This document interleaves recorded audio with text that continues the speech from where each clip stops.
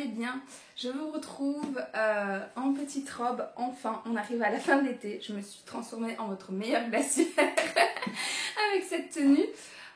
Et surtout, j'ai enfin pu sortir les robes parce qu'on a eu genre un été en Belgique, mais pourri de chez pourri. Genre, on est la petite Gaule sur toute la carte de l'Europe qui n'a pas eu les canicules, les incendies, etc. et qui nous de la pluie tout le temps. Bref, si je vous dis ça et que je vous parle météo plutôt que livre, c'est parce qu'on est donc ici pour faire le bilan de mes lectures d'été. Et honnêtement, ça a été un peu mitigé. J'ai eu des chouettes lectures, j'ai eu un semi-coup de cœur en tout cas, ce qui s'en approchait. J'ai eu des abandons, des livres que vous verrez, je n'ai plus dans ma bibliothèque parce que je l'ai revendu depuis. Voilà, c'est assez représentatif de ce qui se passe tout au long de l'année. On va donc attaquer avec cette première trilogie. Donc il s'agit de Greka qui a été donc édité chez Inceptio. Pas facile à dire. Et donc ici c'est une trilogie que je n'ai pas vue souvent, pour ne pas dire pas du tout, enfin une seule fois en fait, sur Bookstar. Et quand j'ai regardé un peu le coup de cœur, j'ai été un peu intriguée. Puis je me suis dit, on parle quand même de SF, etc. Lise, t'aimes bien. Et j'ai été voir sur Livre Addict, ils étaient tous les trois cotés au-dessus de 17 sur 20. Et je me suis dit, oh, tu sais quoi test. Donc voilà, donc j'ai casé cette trilogie donc, sur mon été en juin, juillet, août. Et donc pour le premier tome, je vais vous résumer juste celui-là. On suit donc une population sur une autre planète, pour quelques près de 1000 années terriennes plus tard. Et on va suivre trois personnages, donc Sienel, Nathanéon et Eliès, dans leurs aventures, forcément sur cette nouvelle planète, qui vont tous les trois être liés autour d'un événement mystérieux, mystique, on ne sait pas trop, du coup justement c'est la quête de trouver ce qui les lie. Parce qu'en fait, donc, Sienel est la fille adoptive du grand empereur, chef, je ne sais plus comment on l'appelle exactement. Nathanéon, par contre, vient des quartiers un peu comme dans Six of Crow, comme ça, très mafieux, on va dire. Et on veut beaucoup à la famille, du coup, de Sienel. Et Eliès, par contre, pareil, vient un peu des bas quartiers et un ami de longue date, du coup, de Nathanéon. On suit donc ce petit trio qui se retrouve, par la force des choses aussi, regroupés. Et ils vont devoir entamer comme une année militaire obligatoire, on va dire, comme un service militaire. Forcément, dans ce premier tome, ils vont se détester parce que Nathanéon vraiment a perdu la moitié de sa famille à cause de la famille de Sienel et donc il fait bien payer, etc. Puis il va avoir quelques éléments perturbateurs et du coup forcément cette relation va changer, ils vont être obligés de se côtoyer, de se soutenir, etc.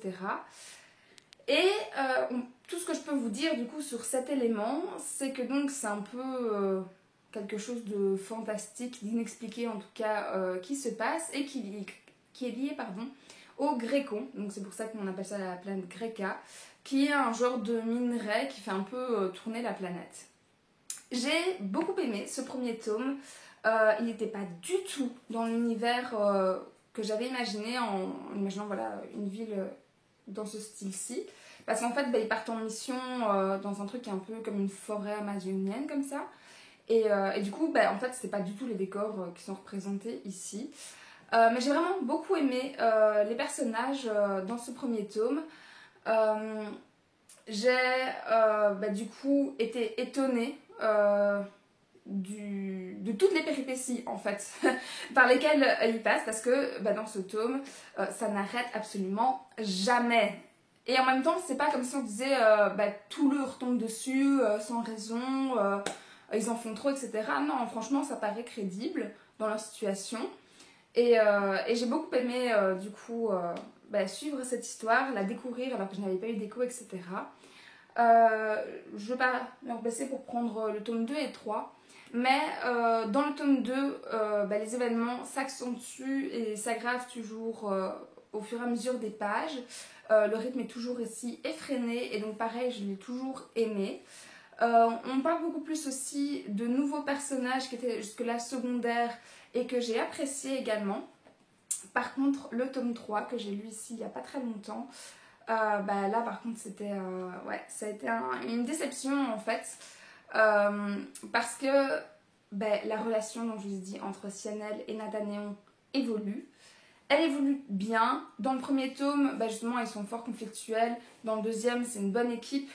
Dans le troisième, il y a la romance. Voilà, on va pas se mentir. Pour ceux qui disent la romance, vous devez vous en douter depuis le début où j'ai dit que c'était un peu justement conflictuel.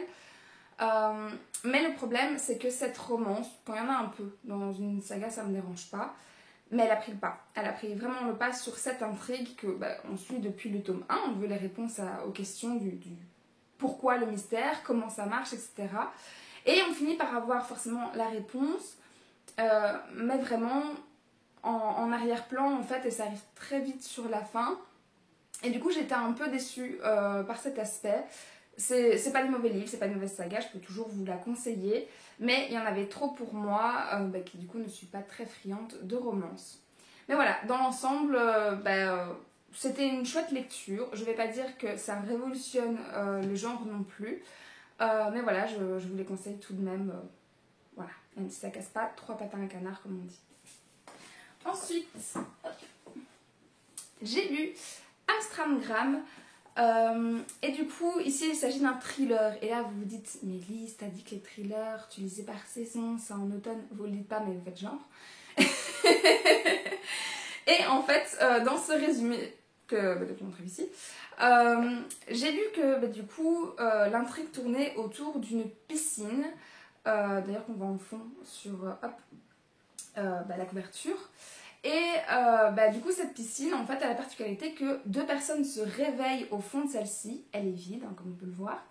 Et en gros, il y a une voix comme ça qu'ils entendent dans un genre de parleur qui leur donne l'instruction, vous ne pouvez sortir de là qu'à partir du moment où vous tuez l'un l'autre, quoi. Et donc, on suit les personnages qui, un peu à l'assaut, se retrouvent dans cette situation. On suit la personne, du coup, qui va s'en échapper. Et après, j'ai été assez étonnée parce que je m'attendais à ce que ça se répète à chaque fois dans cette piscine plusieurs fois, pendant que l'enquêtrice, dont j'ai oublié le nom aussi, l'inspecteur Helen Grace, elle résolve son affaire. Et en fait, ça se répète avec d'autres situations, mais pas dans le même milieu du coup de la piscine. C'est à chaque fois forcément un lieu isolé, de tout type de classe sociale, hommes, femmes, etc. Et du coup, on suit un peu du coup, toute cette enquête. Je l'ai bien aimée. C'est du coup une amie qui me l'avait recommandé. Et c'est vrai que je l'avais souvent vu passer à l'époque de sa sortie. Mais voilà, c'est une bonne lecture qui, honnêtement, donc je l'ai lu il y a 2 mois. J'ai pas gardé tant de souvenirs que ça. Et clairement, du coup, en thriller, en policier, etc., j'ai déjà lu au final bien mieux, plus marquant.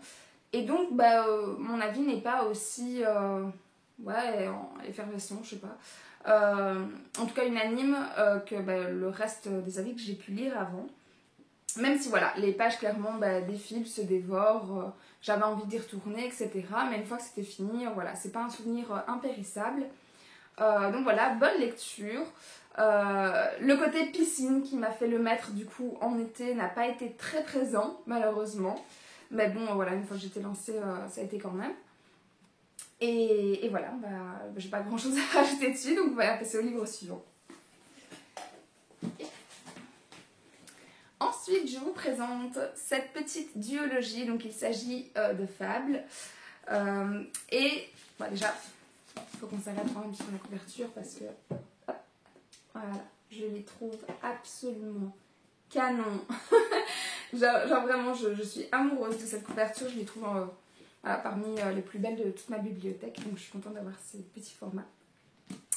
Mais bref, au-delà de la couverture qui est donc sublime, on suit donc ici Fable, qui est le personnage du coup central, et qui va être abandonné sur l'île de Géval, sur l'île de Géval par son père après le décès de sa mère. Son père est un pirate qui possède une forte influence sur le réseau, en tout cas sur la mer.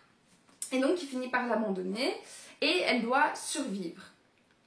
Et puis, du coup pour survivre, elle trouve un métier, on va dire, où elle va chercher dans les récifs toutes des gemmes, donc des pierres précieuses, qu'elle revend à un bateau qui vient tous les X temps et qui du coup lui permet après d'avoir l'argent pour survivre jusqu'à ce qu'il revienne la prochaine fois, etc.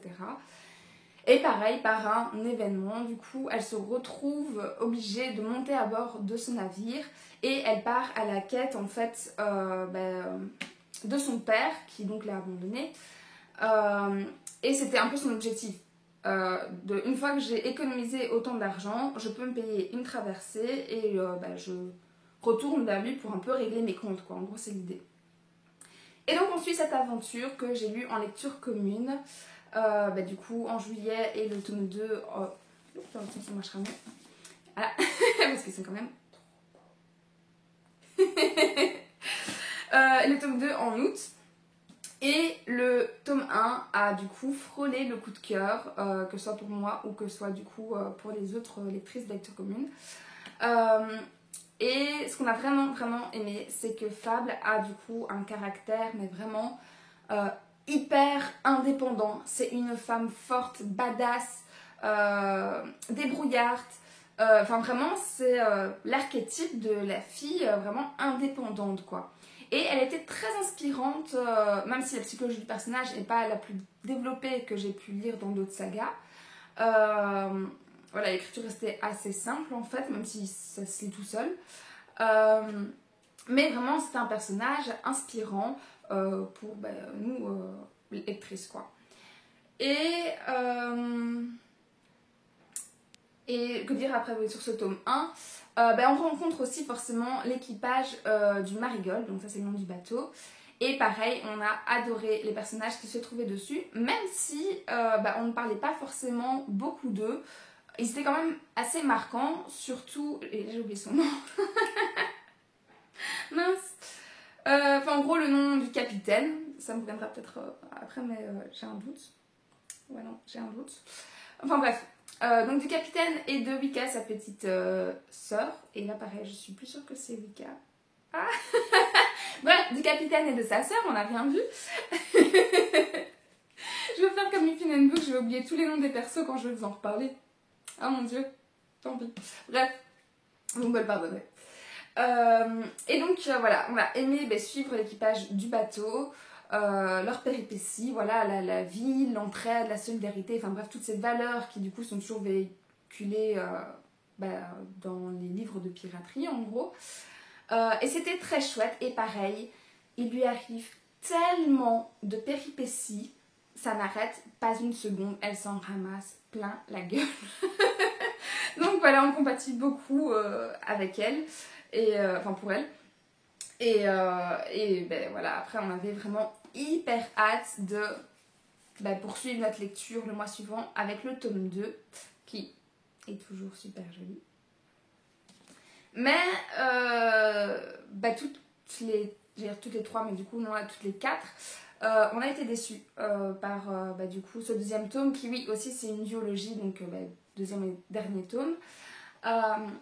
Parce que dans ce tome-ci, en fait, l'autrice a fait le choix qu'elle soit en gros vraiment manipulée par tout le monde. Elle est manipulée par son père, elle est manipulée par d'autres du coup capitaines, par 3 personnes dont je ne peux pas trop dévoiler l'identité sans spoiler le tome 1 du coup. Mais bon, voilà, elle se retrouve vraiment piégée au milieu de tout ça. Et elle subit sa vie. Et du coup, au lieu d'avoir la force qu'elle avait dans le tome 1 pour se dépêtrer de la situation, pas du tout. En fait, elle va vraiment subir de A à Z et elle sait pas quoi faire. Et c'est une demoiselle en détresse. Et du coup, soit son père doit venir l'aider, enfin la secourir, ou alors le capitaine du Marigold, ou alors du coup une autre personne qu'on n'avait pas encore rencontrée dans le tome 1. Enfin bref. À chaque fois, c'est la demoiselle en détresse et ça ne colle absolument pas en fait avec le personnage du tome 1. Et c'est super dommage en fait. Enfin, il y avait vraiment une héroïne inspirante et là, on passe à je suis indépendante à on doit me sauver. Et j'ai pas compris, j'ai vraiment pas compris en fait le choix de l'autrice d'avoir fait ça. Forcément aussi, il y a une romance qui arrive. Alors, elle était pareil, vraiment en second plan du coup, dans le tome 1, du fait de son indépendance, etc. La détermination pour son objectif et tout. Et hop, pareil, ça passe un peu, pas à la trappe, mais en second plan en tout cas pour toute une bonne partie de cette suite. Et j'étais un peu deg, ce serait le mot est fort, mais déçue, vraiment, j'ai été déçue de ce deuxième tome. Parce que c'est un bon livre si j'arrêtais de le comparer en fait au livre précédent. Mais bon, comme c'est une duologie, forcément, j'attendais le même niveau, ou en tout cas le même personnage, quoi, et ça n'a pas été le cas. Et pareil, deuxième point qui du coup nous a déçus toutes les quatre, c'est que l'équipage du Marigold, il est vraiment en fond dans cette suite. Et on s'attendait vraiment à ce que les personnages de l'équipage, justement, aient un vrai rôle à jouer dans l'aide qu'ils pouvaient lui apporter. Ce qui n'a pas été le cas non plus. Donc voilà, il y a eu un goût de trop peu. Mais je vais quand même vous les recommander parce que le tome 1 était vraiment incroyable. Il a vraiment frôlé le coup de cœur. Donc voilà, une histoire de piraterie, de toute façon, moi je vous recommande, c'est simple. Et ils vont rester tous les deux dans la bibliothèque, mais c'est dommage que les deux n'ont pas frôlé le coup de cœur. C'est ça en gros. Ensuite, hop là, j'ai lu cette BD du coup pendant mon voyage de noces à Annecy. Et donc il s'agit de Malgré tout, et j'ai pas grand chose à vous dire dessus du fait que c'est une BD qu'elle n'est pas très grande. Mais on suit une histoire d'amour en gros de ces deux personnages, et pareil. C'est super joli. Moi j'aime beaucoup ce style de dessin. Et donc on suit ces deux personnages à reculons. Donc vraiment du moment où ils sont du coup vieux jusqu'au moment où on est vraiment à leur début. Et on suit cette histoire d'amour mais un peu croisée. C'est oui, c'est je t'aime mais j'ai jamais pu me mettre avec toi. Et du coup c'est toujours un peu croisé. Et c'était vraiment très doux. Aussi bien, je sais pas si on va voir, mais dans les dessins, dans les couleurs, je cherche un peu une planche qui serait représentative. Mais même dans les traits, celle-là elle est déjà un peu plus sombre, du coup je vois pas. Salut. Mais ouais non, celle-là c'est plus dans les traits, dans la tendresse qui est vraiment retranscrite, ou alors vraiment dans des couleurs un peu vieillies comme ça aussi. Voilà. C'est une histoire qui était touchante, qui était légère, toute douce, toute remplie d'espoir. Pas forcément de bienveillance, mais un truc un peu doux, ouais. Je vois le truc de doux, j'ai envie de me mettre dedans comme dans une couette. C'est un peu l'idée, quoi. C'est cosy, on va dire. Et je vous la recommande parce que même si je peux pas parler beaucoup sans dévoiler de pourquoi ils se croisent, etc., comment ça finit, enfin comment ça commence ou finit. Et inversement, je pense qu'on peut la lire dans les deux sens, ce que je n'ai pas encore refait. Je vous le recommande parce que c'était une très chouette lecture, un bon moment en tout cas. Et voilà, je n'ai pas plus à vous dévoiler. Oups. Ensuite, je ne l'ai pas, mais je l'ai pris pour ne pas oublier. J'ai lu un livre du coup de Virginie Grimaldi, mais son dernier que je n'ai plus en main. Pas parce que je ne l'ai pas aimé, très loin de là. Bien au contraire. Je vais essayer de vous mettre ici, du coup, quelque part, la couverture. Si j'y arrive, vous le voyez, si pas, ce sera coupé. Mais voilà, j'ai donc lu, j'ai écouté en fait sur le retour des vacances Une belle vie de Grimaldi, c'est son dernier livre. Et je l'ai écouté parce que j'avais fini mes livres, en gros j'ai emporté en vacances, j'en avais plus sous la main.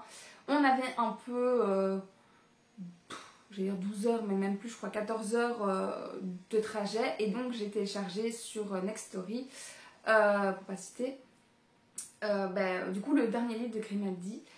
Et on suit l'histoire du coup d'Agathe et Emma qui sont deux sœurs qui était très fusionnelle. Et en même temps, au moment où on commence l'histoire, ça fait 5 ans qu'elles ne se sont plus vues. Et elles se retrouvent parce que leur grand-mère, Mima, est décédée. Et donc elles sont là à deux pour vider cette maison et faire un peu le point, le bilan de la situation. Vous l'avez pas vu, mais j'ai encore des frissons rien que cette seconde de me remémorer en fait cette histoire. Ça a été un coup de cœur, mes amis. Ça a été absolument sublime, prenant, poignant, émouvant. La liste est très très très longue, mais vraiment ça a été un coup de cœur comme il y a très longtemps que je n'en avais pas eu un aussi fort. Tous les livres de Grimaldi, je vous les recommande très clairement parce que plus que n'importe quel auteur ou autrice, elle sait en fait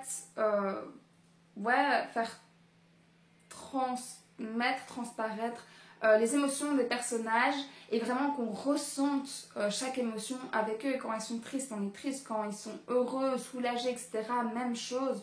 Pareil pour la colère, enfin bref, pour toutes les émotions. Elle sait le décrire, mais avec une humanité. Oh, quel bijou, vraiment. Et donc, je peux faire des louanges pendant très longtemps, hein, sur Grimaldi. Et dans cette histoire-ci, je savais que ça allait être un coup de cœur. Parce que, pareil avec ma soeur, j'ai une relation, justement, comme ça. Vraiment. Où on était très, très, très fusionnels pendant longtemps. Sans rentrer dans les détails, on a eu une enfance, adolescence difficile. Et du coup, pendant des années, on s'est dit qu'on était un peu... on se sentait un peu seul et uni contre le reste du monde. C'est vraiment le sentiment qu'on avait et notre moyen de protection, etc. Et j'ai vraiment retrouvé ça dans cette histoire. Les deux personnages, en fait, sont écorchés par la vie, écorchés... vous voyez, par leur ressenti, leurs sentiments, leur mal-être, etc. Et en même temps, il y a tellement de bienveillance, il y a tellement d'amour, vraiment, c'est l'amour avec un grand A, de protection envers l'une l'autre, etc. D'espoir, de rire, beaucoup de rire. Je suis passée vraiment des larmes, mais je vous dis des larmes, ça coulait quoi, des larmes aux éclats de rire, mais en deux lignes quoi, en une fraction de seconde où tu es là en train et puis tu reprends d'un coup le dos côté, et tu te... Enfin, c'était tellement vivant comme lecture, je sais pas comment le déterminer, mais j'ai vraiment vécu cette histoire à fond du cœur. Et cette histoire de sororité était juste sublime. Elle décrit aussi bien les hauts et les bas qu'on peut avoir dans la fratrie. C'était vraiment, vraiment bien écrit. Et alors pareil, du coup, il y a la Mima, du coup, qui est là... je vais pas dire en fond, parce qu'on intercale quand même si on ne suit pas son point de vue. Parce que oui, aussi, c'est une histoire, du coup, qui retrace les 5 ans, mais aussi depuis qu'elles sont enfants, en fait. Donc, on alterne à chaque fois entre le présent, où elles se retrouvent, elles ont leur discussion, et des souvenirs de l'une ou l'autre, de comment elles ont perçu certains événements marquants. Du coup, au fur et à mesure des années en grandissant, de vraiment la naissance quasiment de la plus petite, de Agathe, du coup, la toute fin quasiment, ou une semaine avant leur retrouvaille, quoi. Et pareil, du coup, cette grand-mère apparaît dans ces extraits aussi beaucoup, donc c'est finalement vraiment le troisième personnage. Et pareil, c'est tellement de bienveillance, mais en fait, elle m'a vraiment fait penser à ma grand-mère, donc qui, je vous l'avais dit, vivait avec nous à la maison. Et elle était toujours là, elle écoutait tout le temps, c'était vraiment une oreille attentive, comme on trouve chez peu de gens. Et en même temps, elle était vraiment en fond, effacée. Mais donc, si tu as besoin, elle est là, mais elle va jamais se mettre en avant, jamais intervenir quand il faut pas, etc. Et la Mima, c'est exactement pareil, en fait. C'est vraiment la personne de secours qui veille sur le bazar, sur la situation de loin, etc. Et si j'ai besoin d'un échappatoire, d'une porte ouverte, elle était là, quoi. Aussi bien moi que du coup Emma et Agathe par rapport à leur Mima. Et pareil, cette relation du coup avec leur grand-mère était juste belle. Je crois que c'est le mot, donc c'est une belle vie, mais ça prend tout son sens quand on lit cette histoire. Et ça nous montre effectivement sur des années à quel point une vie peut être poignante, peut être dure, peut être tragique et en même temps si poétique, si douce. C'est là qu'on comprend que oui, les moments de bonheur, c'est pas un état constant, c'est vraiment des instants qu'il faut profiter, savourer. Ça fait vraiment bête dit comme ça, mais on le ressent cette leçon quand on lit. Et voilà, j'ai les frissons. Vraiment, ce livre était magnifique. Du coup, je ne l'ai plus parce qu'en fait, entre-temps, enfin, je l'ai toujours en livre audio.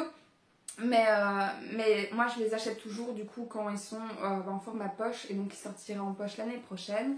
Et c'est à ce moment que j'achèterai du coup en papier parce que je le relirai un moment, c'est sûr et certain. Et par contre, j'ai acheté le grand format en rentrant, que j'ai dédicacé du coup pour ma soeur. Je lui ai fait une page comme ça, parce que pareil, pendant toute ma lecture, je n'avais qu'une envie, prendre ma soeur dans mes bras, lui dire que je l'aimais, passer du temps avec elle, etc. Et vraiment, je sentais ce lien qui nous liait, qui était tellement présent dans la voiture, sur mon siège, j'avais l'impression qu'elle était juste à côté de moi. C'était vraiment très fort et j'avais vraiment envie qu'elle découvre du coup aussi cette sensation, ce récit, qu'elle nous retrouve à travers, etc. Que du coup je lui ai offert avec toute une dédicace, des souvenirs, etc. Et j'espère qu'elle va pas traîner à le lire et j'ai trop hâte d'avoir son retour dessus parce que c'était un grand moment de lecture et vraiment ça faisait très longtemps que je n'avais pas autant pleuré, des litres, ça coulait. Et j'avais du coup mon mari qui conduisait à côté et qui me voyait, il était mais ça va et tout, il faisait des doudous. Et j'étais en mode genre... Voilà, meilleur rôle d'actrice ici. Mais voilà, donc bref, une belle vie de Grimaldi, foncé, les yeux fermés, comme n'importe quel Grimaldi, mais celui-là, moi, m'a touché encore plus. Et j'ai vu beaucoup d'avis disant que c'était son livre le plus abouti. Et je suis entièrement d'accord, même d'un point de vue objectif. Ensuite, pareil, autre livre, du coup ici c'est de Nothomb, mais ce n'est pas celui-là, mais je le mets en ponce-bête, en fait c'est ma technique. Et il s'agit de Péplum, pareil, donc si j'y arrive, je vais mettre la petite photo de couverture. Mais Péplum, le résumé ne disait rien de quoi ça allait parler, enfin si plus ou moins. On savait que c'était une personne, un genre d'archéologue, de scientifique archéologue, je sais même plus. Non, les archéologues c'est pas lui, donc je crois qu'il était scientifique. Enfin bref. Qui du coup, à cause des scientifiques, retourne en gros, je vais dire Péplum, mais à Pompéi. Et en gros, il retourne à Pompéi et l'idée de base c'est que Pompéi, donc avec tout ce qu'il y a eu, l'éruption du volcan, la lave, tous les morts, etc., était prévu, avait été organisé, c'était pas juste quelque chose de naturel, c'est l'homme qui avait vraiment fait ça quoi. Et je sais plus comment elle disait exactement sur la couverture du résumé, la 4e, mais voilà, j'avais que ça plus ou moins comme information. Et si en gros Pompéi était un complot ou enfin quelque chose comme ça. Bref, je commence du coup mon Amélie Nothomb, toujours en gardant en tête que c'est un Amélie Nothomb, c'est-à-dire que c'est très très spécial. Si vous l'avez jamais lu, j'aurais du mal à vous décrire un peu son style. C'est pas décalé et étrange, non, c'est particulier. Franchement, le mot que je mettrais c'est particulier, mais du coup pour vous définir ça c'est assez compliqué. Mais voilà, souvent c'est on aime, on n'aime pas, on adore, on déteste en gros. Et j'avoue qu'en général, les derniers livres que j'ai lus d'elle, à part ceux sur son enfance, j'ai pas trop aimé en fait. Et là, ça a été la même chose, c'est pour ça que je ne l'ai plus en main, je l'ai revendu entre temps chez Palmel. Et ce que je n'ai pas aimé, j'ai envie de dire tout, honnêtement, j'aime pas défoncer un livre, hein, mais ouais, c'était pas une histoire pour moi. Et en fait, les deux personnages qui se rencontrent, donc la personne qui émet l'hypothèse que du coup Pompéi est un complot, un truc de prévu, et qui voyage dans le temps grâce à l'archéologue du coup du futur qui a causé en fait ça. On suit ces deux personnages-là, donc j'ai même oublié les deux prénoms à nouveau, mais ça, je suis moins choquée honnêtement, parce que je m'attendais à oublier très vite l'histoire. Et on suit un dialogue en fait entre ces deux-là pendant 100 pages. Le livre fait genre 120, 130 pages. Hein. Et les deux étaient hyper chiants en fait. Je sais pas comment le dire autrement, mais vraiment, les deux m'ont tapé sur le système. Ils étaient mais ennuyants au possible. Du coup, l'archéologue, pareil, prenait l'autre vraiment de haut, en mode hyper hautain, en mode genre, ah oui, vous de ce siècle-là, vous y connaissez rien, vous n'êtes pas adapté à cette vie-ci, blablabla. Bla, bla, bla. Vraiment hyper hautain, hyper froid le gars. Et pareil, l'autre était un peu en mode philosophe, mais leur... Je sais comment le dire, hein, mais je cherche à dire autrement, mais bon, tant pis, j'espère que ça passe sur YouTube. C'était de la branlette intellectuelle. Moi j'appelle ça comme ça, vraiment. C'était faire des grands concepts pour rien du tout en fait. Enfin, je suis dure, hein, mais j'ai pas aimé. Mais non, vraiment, c'était de la philosophie à 2 balles et leur échange, c'était que ça. Et il n'y a que du dialogue, hein, vraiment, il n'y a que ça dans le livre. Et ça m'avait aucun intérêt, quoi. Je disais le truc, je me disais, c'est vraiment pour se donner des airs, quoi. Enfin, j'ai pas aimé, je l'ai revendu et je suis contente de m'en être débarrassée, honnêtement. Et je commence à avoir des gros doutes sur est-ce que je vais continuer à lire des notons ou pas. Il m'en reste quelques-uns qui me tentent, peut-être encore un ou deux.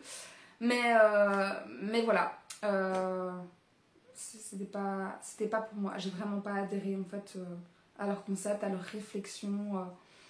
Vraiment. Voilà, donc je ne vous le recommande pas, mais peut-être que voilà, c'est votre style, peut-être que bah, du coup vous serez complètement choqués par mes propos, voilà.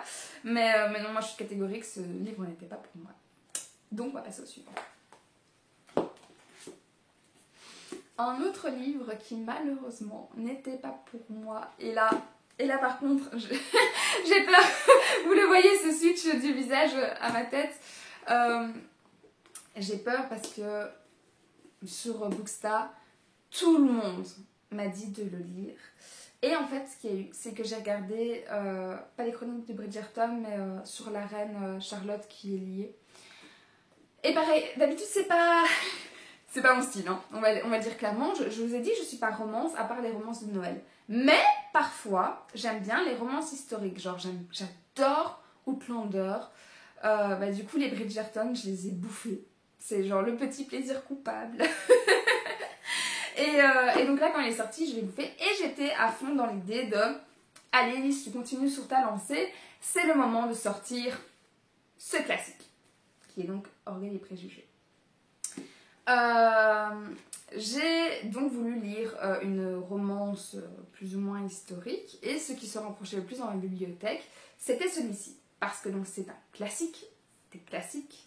Et j'avais eu beaucoup de retours qui me disaient que vraiment, à nouveau, pareil, Elisabeth, j'ai oublié son prénom, Bennett, était un personnage assez fort auquel on pouvait encore s'identifier, qu'elle est dans un univers où on veut absolument marier les filles, etc. Et qu'elle, justement, elle remballe les gens, elle veut son indépendance, etc. Blablabla, et qu'il est très moderne, même s'il date des années 1800 et je ne sais plus combien. 1813, ouais, il m'a marqué. Et donc je me dis, allez, tu sais quoi, je crois que c'est le moment pour le sortir parce que sinon il va à nouveau rester du coup dans ta bibliothèque peut-être même encore 10 ans, quoi. Vraiment, j'ai des classiques, je les ai achetés à un moment tous d'un coup, j'avais une zine qui m'est passée, en me disant genre les Victor Hugo, celui-ci, j'avais les Légendes dangereuses, enfin des trucs un peu gros classiques. Et du coup, ils attendent depuis longtemps pour la plupart. Et donc là, je le sentais. J'ai entamé ma lecture, donc on retrouve effectivement les sœurs Bennett, donc Elisabeth, le personnage principal, mais aussi du coup on voit toutes ces autres sœurs, je sais plus si elles sont 4 ou 5, un truc comme ça, les 2 parents et forcément les prétendants autour. Et effectivement, on essaie de la marier, elle refuse plusieurs fois, et puis, histoire d'amour, du coup, qui démarre, autant pour elle que pour sa sœur, etc., mais surtout elle. Et vient du coup le monsieur en question qui s'appelle Darcy et qui est un personnage genre hyper froid, hyper hautain, taiseux, enfin qui est vraiment mal vu, qui a l'air hyper orgueilleux aussi comme l'indique le nom et comme l'indique le titre. Orgueil et préjugé, orgueil du coup principalement pour le personnage central mais on verra aussi pour elle par la suite, et préjugé parce que elle a mal jugé ce monsieur Darcy. J'ai eu beaucoup de mal en fait à passer du point de vue du moment où elle a les préjugés sur lui et où on le décrit comme quelqu'un vraiment, enfin genre c'est le dernier qu'une fille veut l'épouser parce que vraiment il est pas commode pour un sou, c'est voilà. Il m'a un peu fait penser en inscription à Thorne dans La Passe Miroir. Donc vraiment le gars genre grand, réservé, mais comme ça quoi. Tiré à 4 épingles sans sourire, enfin bref. Et ben, on suit cette transition en fait, enfin il y a un événement qui va faire qu'elle va changer son point de vue et se rendre compte qu'elle avait du coup des préjugés pour apprendre à le connaître. Je n'ai pas réussi en fait à me détacher de l'image que j'avais de lui pendant bien les 2/3 du livre, où je l'ai pas aimé du coup en fait. Comme elle, enfin pareil, Jane Austen fait en sorte qu'on ne l'aime pas, ce qui est logique parce qu'on s'attache à Elisabeth, on a son point de vue, etc. Et j'ai pas réussi à faire cette transition comme elle. Et donc quand elle a appris un peu à l'apprécier, à tomber amoureuse, etc. Déjà je trouve que ça se faisait très vite. En fait c'est genre, oh, mais en fait je me suis trompée. Je me suis trompée sur lui, j'avais des préjugés, mais c'est faux. Et je trouvais que ça tombait, enfin on explique pourquoi, mais je trouvais que ça tombait un peu du ciel trop d'un coup. J'aurais aimé quelque chose de plus construit au fur et à mesure des pages, plus évolutif en tout cas, qui m'aurait sans doute permis moi de, pareil, changer progressivement mon jugement. Voilà, ce qui n'a malheureusement pas été le cas et ce qui a fait que je n'ai pas vraiment apprécié cette lecture. Je reconnais que c'est un bon livre, hein, que c'est très bien écrit, etc. Par contre, ouais, pour moi, les classiques comme ça, c'est toujours un peu lourd. Voilà, il n'y a pas de description fou furieux. Mais le style à l'ancienne, voilà, j'avance moins vite dans ma lecture, en fait, tout simplement. Et du coup, le fait que je n'aime pas certains personnages n'aide pas, en fait, à aller plus vite, du coup. Je ne suis pas emballée plus que ça, quoi. Et je n'ai pas aimé du coup ce prétendant. Je n'ai pas aimé l'autre prétendant qu'à un moment elle se dit peut-être, etc. Quand même, il est bien, il est beau, machin, nanana. Pas mon style. Mais parce que voilà, je suis pas très romance déjà de base. Je n'ai pas aimé du tout le personnage de sa maman. Mais c'est fait exprès pour le coup, donc c'est bien écrit, bien fait, parce qu'elle est assez exubérante en fait. Mais vraiment, à chaque fois qu'elle revenait, pareil, je levais les yeux au ciel, je me disais, oh non. Genre, elle est sérieuse. Donc j'ai vécu le truc honnêtement, hein, mais du coup elle m'a tapé sur le système. Et ouais, au final, quand elle a changé d'avis, qu'ils vivent du coup leur histoire d'amour qui s'appréhende, blablabla, j'étais pas dedans. J'étais pas dedans, mais parce que donc, comme les romans, c'est pas mon truc à la base, c'est déjà compliqué, voilà, de base. Mais je me suis pas spécialement attachée au personnage, même à Elisabeth en fait. J'ai pas espéré pour elle, j'étais pas heureuse pour elle quand les situations étaient à son avantage, ou à un moment il y a un gros événement qui tombe sur la famille. Pareil, j'étais un peu indifférente quoi. Donc je l'ai vraiment plus lu pour me faire ma propre idée et pour comment dire, pour découvrir ce classique, parce que pareil, je savais qu'il y avait un film qui était très bien réputé et que je n'avais jamais découvert. Je voulais lire le livre avant parce que lectrice tu connais, et donc voilà, je l'ai lu vraiment un peu comme un livre d'école obligatoire, même si c'était moins pénible, mais c'est pas mon style en fait, tout simplement. Donc je vais faire beaucoup de déçus. En tout cas, au moment où je tourne cette vidéo, je n'ai pas encore écrit la chronique. Je ne sais pas quand je la sortirai d'ailleurs. parce qu'avec le week-end de Cassis, ça va être un peu fort occupé le week-end, donc à mon avis ce sera pour la semaine prochaine. Enfin bref, donc vous aurez sûrement cette vidéo avant, si pas je dis des bêtises, tant pis. Et j'ai peur en fait d'annoncer que je l'ai pas trop aimé sur Bookstar, parce que ça va être un non-populaire opinion. Voilà, le livre que tout le monde a aimé sauf moi en fait, mais parce que c'est pas mon style. Je n'ai rien à lui reprocher en dehors de ça en fait, parce que c'est très bien écrit et ouais, juste les classiques c'est déjà pas trop pour moi. Voilà, je n'ai pas adhéré.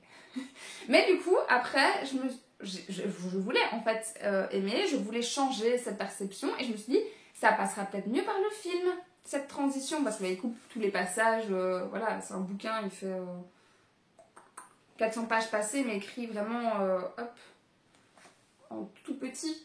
Après un film de 2 heures ils ont quand même dû baquer beaucoup. Donc je me dis ça va peut-être mieux passer et ça va peut-être être moins trash, on va suivre davantage cette histoire d'amour que les trucs vraiment annexes, donc peut-être que ça passera mieux.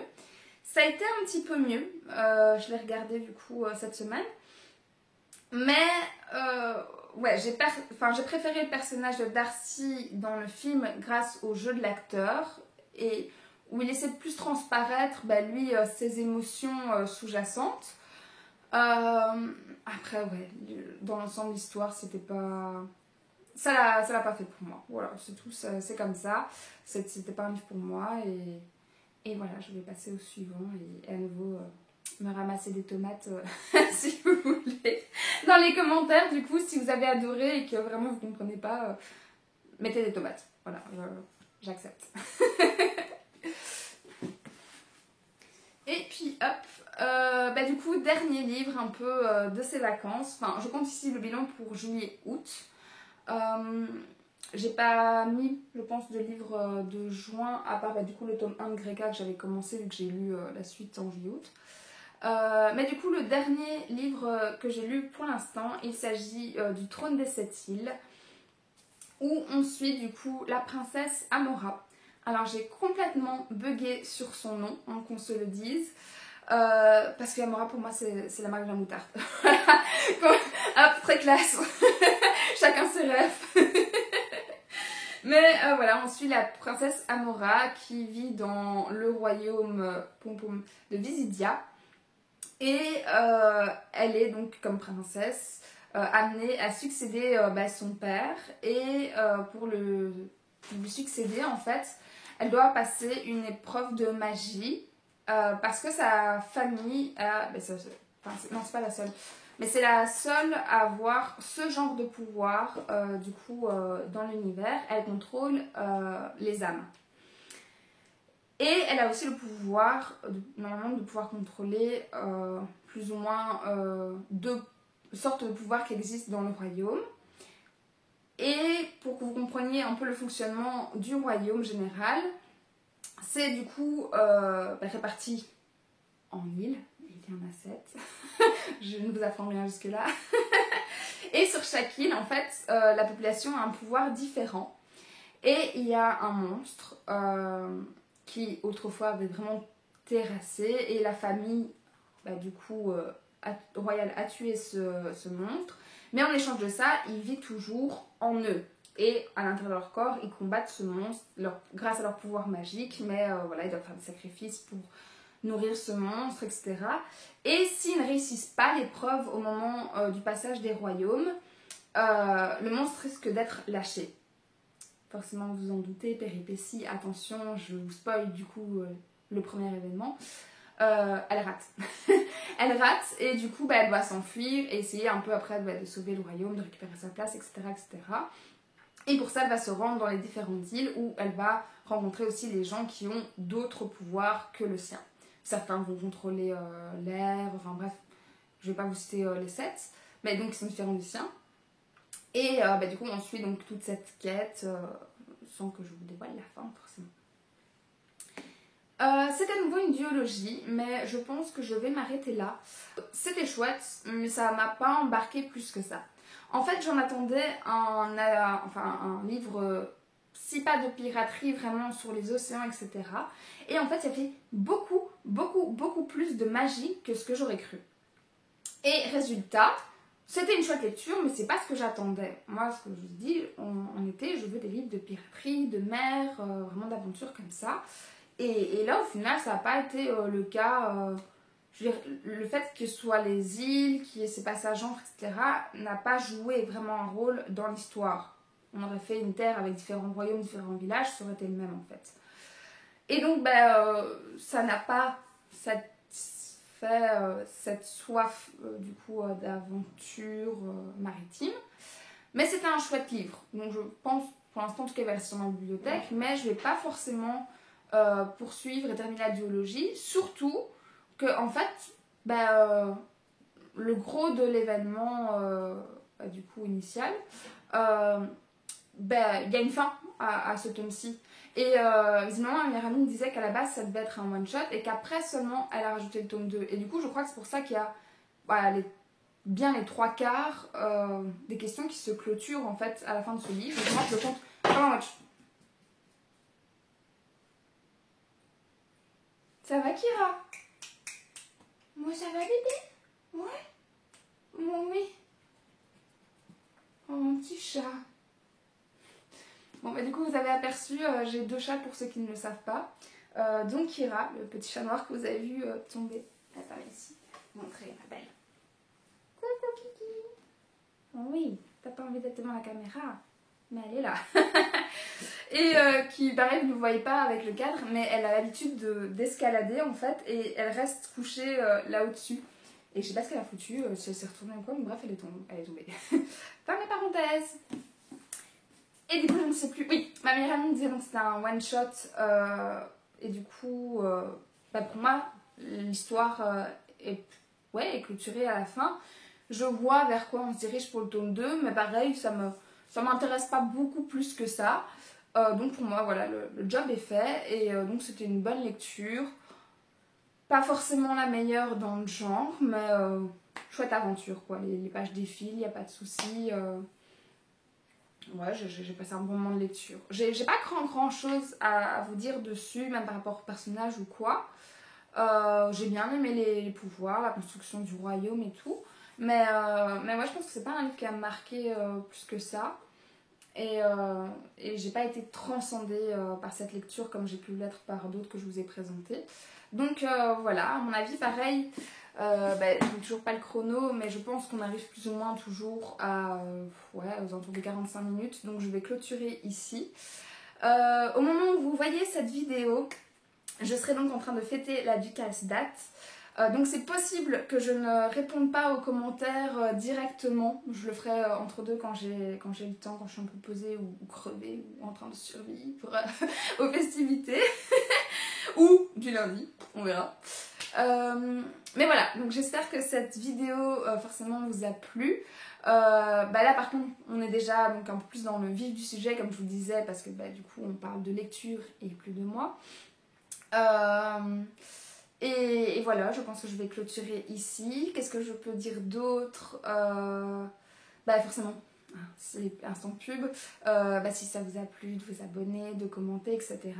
Pour les commentaires, on va parler météo, hein, comme ça la boucle est bouclée, on clôture le truc.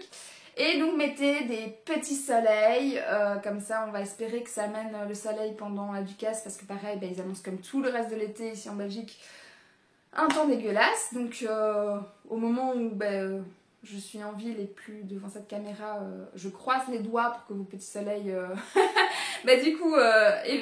fonctionnent pour ma journée, etc. Et puis si vous voulez, mettez même des nuages ou évitez quand même de mettre de la pluie. Voilà, des éléments de météo, allez-y, faites-vous plaisir par rapport à comment a été votre météo chez vous cet été. Et je vous retrouve prochainement dans une prochaine vidéo. Du coup, ce sera ma palle du pumpkin et je l'attends. Mais genre, vous avez pas idée.